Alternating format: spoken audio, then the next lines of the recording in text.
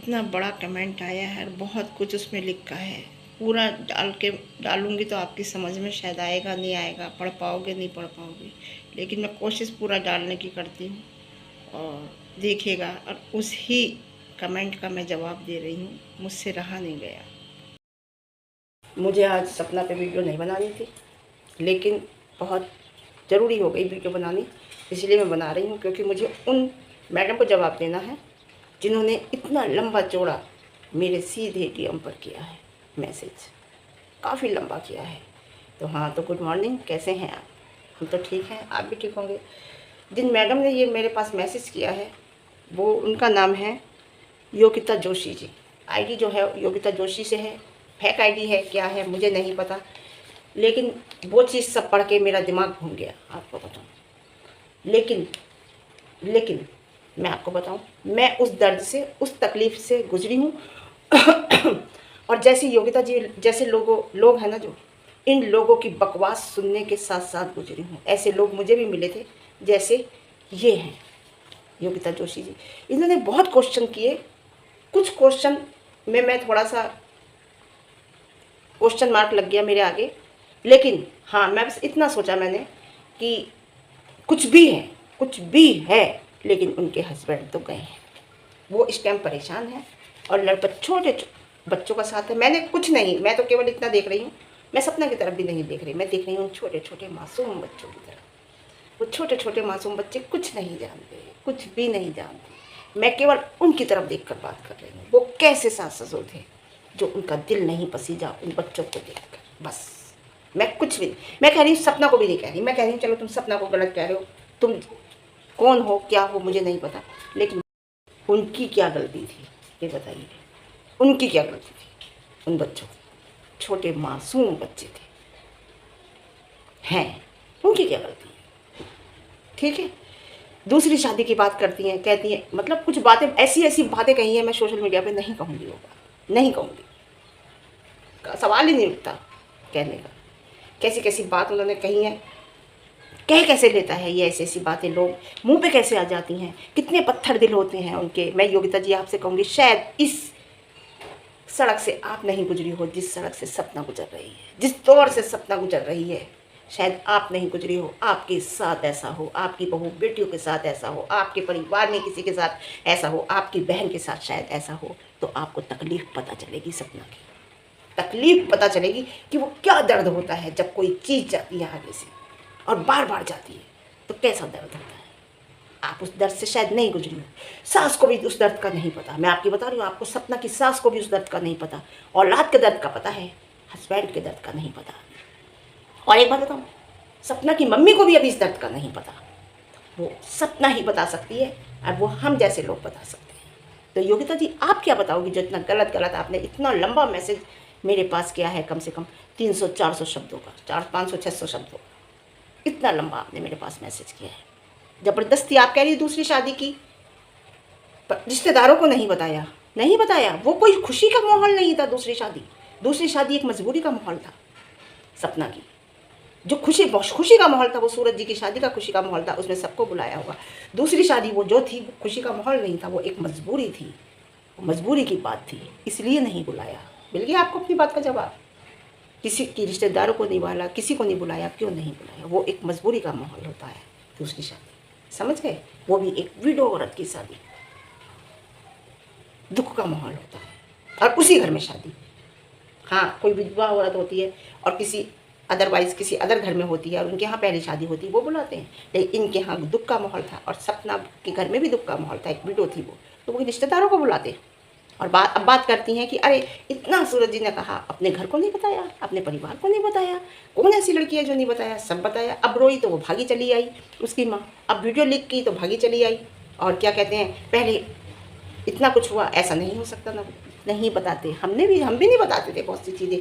हमने हस्बैंड के डेथ होने के बाद इतने दुख झेले, इतनी परेशानियाँ उठाई, लेकिन हमने नहीं बताया, कुछ भी नहीं बताया। पहले नहीं, हस्बैंड के सामने नहीं, हस्बैंड के जाने के बाद नहीं बताया। क्योंकि शादी के बाद ना लड़की का वो दुख अपना हो जाता है, वो सोचती है कि ये दुख मेरा है, मैं किससे किया कहूँ। और जो सही लड़की होती है ना मायने में, जो परिवार को संभालना जानती है, चलाना जानती है, वो नहीं बताती, वो संस्कारी लड़की होती है। काश मैं तो कहती हूँ सपना वो सब पहले बता देती ना, तो ये नौबत ही नहीं आती। मैंने अपने पहली वीडियो में कहा ये नौबत नहीं। ज़रूरी बात कह रही हूँ, हर बात नहीं कह रही हूँ मैं, जो मुझे सही लगा। बात तो बहुत कही है तुमने, मैंने कहा ना मैं सब नहीं कहूँगी, नहीं कह सकती मैं, मेरे मुँह पे नहीं आएंगी वो बातें। जी हाँ, आपके एक जो ज़रूरी पॉइंट है वो पॉइंट मैंने नोट किए हैं, वही कह रही हूँ। तीसरी बात आपने ये बात कही कि सूरज जी के नाम से पैसा कमाया, सूरज जी के नाम का चैनल, सूरज जी के नाम से सब कुछ किया, उसी से प्रॉपर्टी खरीदी, आज वो उसे वापस मांग रही है मेरे हस्बैंड की। क्यों क्यों नहीं मांगेगी? वो आज अपने लिए नहीं मांग रही, वो उन बच्चों के लिए मांग रही थी। और जब उसे लगा कि हाँ गलत है, और हमने भी कहा कि छोड़ दो, मैंने भी सब कुछ छोड़ दिया था। क्यों? वो लड़की जब ब्याह के आती है ना, तो वो उसका भी कुछ अधिकार होता है। वो ऐसे नहीं आई थी, उसे तुम ऐसे निकाल दोगे घर से? वो नहीं मांगती अगर घर से नहीं निकालते तो। जब वो घर से गई है और एक बार भी रोका नहीं है उसे, बच्चों की तरफ भी नहीं देखा है, तो वो अपने बच्चों के लिए मांग रही थी, ना कि अपने लिए मांग रही थी। समझे आप? मिला आपको जवाब कि वो प्रॉपर्टी सूरज जी के नाम से। हाँ, लड़का कमाता है। किसने कहा? जब शादी होकर बहू आती है तो हस्बैंड जब कमाता है तो उस पैसे पे हक नहीं होता क्या? क्यों नहीं होता? बराबर होता है। उनके रिश्तेदारों में देख लो आप, उनकी सगे रिश्तेदार में देख लो, बैठी है उनके मकान पर बहू, बैठी है नहीं बैठी और केस चल रहा है। क्यों नहीं होता? क्योंकि उस पर भी एक बच्चा है, इनके पास तो 2 लड़कों के 2 बच्चे हैं। क्यों? अधिकार नहीं है मांगने का। और नहीं देंगे तो वो जानेंगे हमें भी नहीं मिला था, कुछ भी नहीं मिला था। एक स्टील की चम्मच नहीं मिली थी, एक चांदी का छल्ला नहीं मिला था। और ऐसे निकल आई थी लड़की की उंगली पकड़ के, लड़के को गोद में लेके। मैंने बताया था, कभी बताऊंगी अपनी ज़िंदगी, फिर मेरे आंखों में मेरे आंसू आ जाएंगे। मैं नहीं चाहती सुबह सुबह रोना, समझे? आज क्या नहीं है, सब कुछ, और सपना पे भी सब कुछ होगा। वो उन्होंने क्या किया है, ऊपर वाला तमाचा मारेगा तुम जैसे लोगों के मुंह पर, देखना। ठीक है, तुम्हें मिल गया। और इतना ध्यान रखना, मैं सपना से यही कहूँगी कि लोग जितना आगे बढ़ोगे, पीछे खींचने वाले लोग तुम्हें बहुत मिलेंगे। अब थोड़ी सी बात करती हूँ मैं चैनल की, जो देहरादून की हैं, वो चैनल वीडियो बनाती हैं, उनकी बात की कि आपने इस बात की बहुत लंबी वीडियो बना दी कि क्या कहते हैं चैनल मत देना। आप क्या करोगे? ये अच्छे तरीके से जानती है सपना, उसकी एक अर्निंग का जरिया है चैनल। क्यों देगी वो चैनल?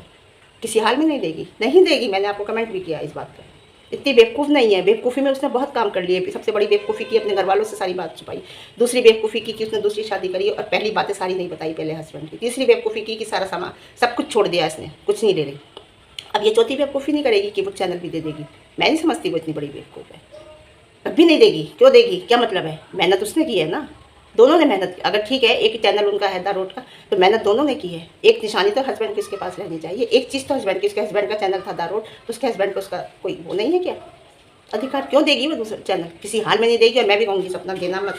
ये बेवकूफ़ियाँ तुमने इतनी सारी कर ली है ना, ये बेवकूफ़ी मत कर लेना। अब एक बात करती हूँ अंशु की, अंशु की बात करती हूँ। अंशु फेस कर रही है गाँव का माहौल। वो लड़की 6-7 साल की थी जब से आके यहाँ रहनी शुरू हुई थी।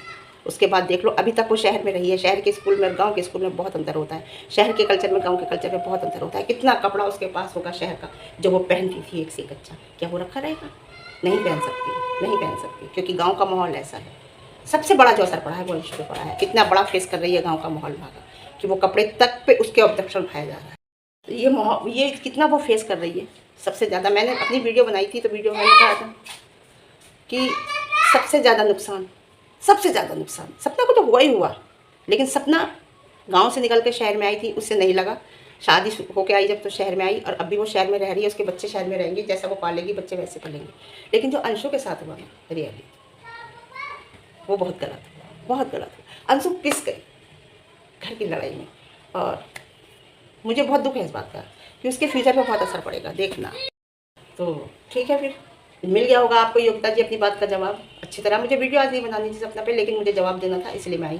तो ठीक है, मेरी बात पसंद आए लाइक करना, शेयर करना, कमेंट करना। लोग कह रहे हैं कि अरे चैनल चल रहा है, अरे लोग पैसा कमा रहे हैं। ठीक है, आपको ऐसा लग रहा है तो ठीक है, लेकिन हो सकता है ना, आप इस बात को क्या जानो, हो सकता है कि किसी हर इंसान का जो इस दौर से गुजरा है, उनके दिल की बातें भी कुछ निकल गई हैं चैनल के माध्यम से, लोगों तक पहुंच गई हैं, जैसे मेरी पहुंची हैं, किसी को नहीं पता था। अब आप उसमें कुछ भी कह सकते हो, कुछ भी बोल सकते हो।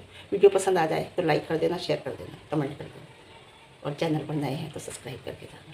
ठीक है, आप ही लोगों का तो साथ होता है, ऐसे लोगों के साथ जैसे हम हैं, जैसे सपना है, जैसे हो रहा है, आप ही लोग होते हैं साथ में। नहीं बोलूँगी, मैं बोलूँगी तो मुझे रोना आ जाएगा। सुबह सुबह का टाइम नहीं रोगी। ठीक है, ओके बाय।